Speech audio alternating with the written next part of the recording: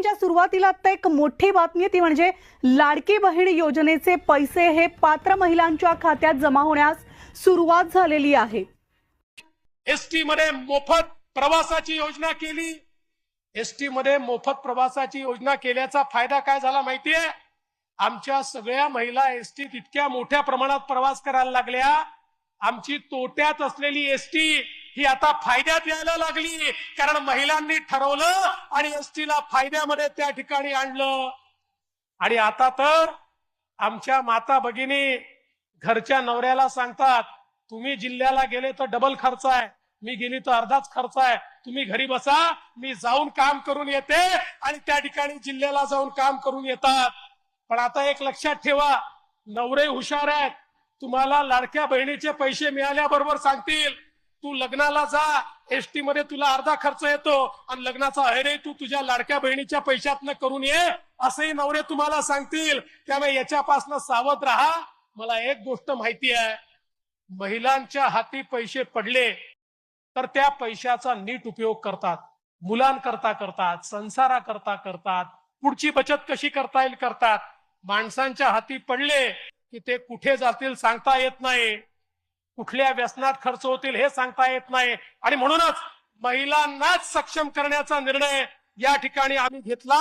आणि त्या माध्यमातून खरं म्हणजे एक गोष्ट सांगितली पाहिजे की रोज हे जे नवीन नवीन या ठिकाणी खोटं सांगतात, या खोटं सांगणाऱ्या महाविकास आघाडीच्या नेत्यांना मी बहिणाबाईंच्या शब्दातच सांगू इच्छितो, इमानाले इसरला त्याले नेक म्हणू नये, जन्मदात्याने भोवला त्याने लेख म्हणू नये, ज्याच्यामध्ये नाही भाव त्याने भक्ती म्हणू नये, आणि ज्याच्यामध्ये नाही चिव त्याने शक्ती म्हणू नये। अशा प्रकारे यांच्याबद्दल आमच्या बहिणाबाईंनीच त्या ठिकाणी लिहून ठेवलेलं आहे।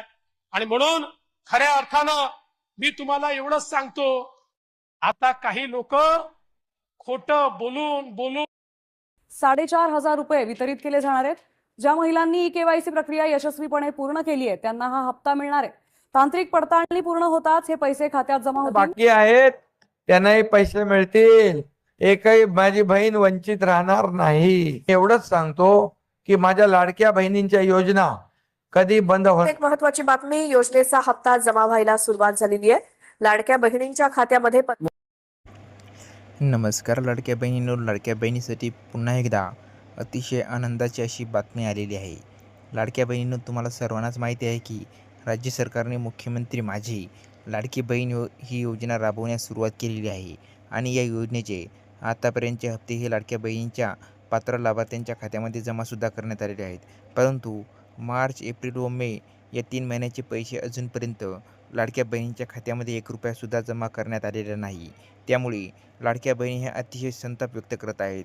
आणि लाडक्या बहिणींनो, अशातच आता एक आनंदाची अशी बातमी आलेली आहे।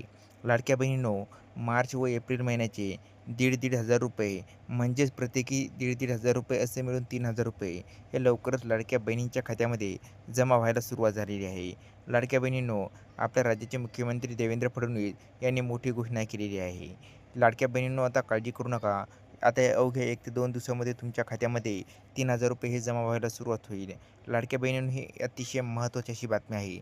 ही माहिती अतिशय महत्त्वाची आहे, कारण की लाडक्या बहिणींच्या खात्यामध्ये मार्च व एप्रिल महिन्याचे 3,000 रुपये हे जमा व्हायला सुरुवात झालेली आहे।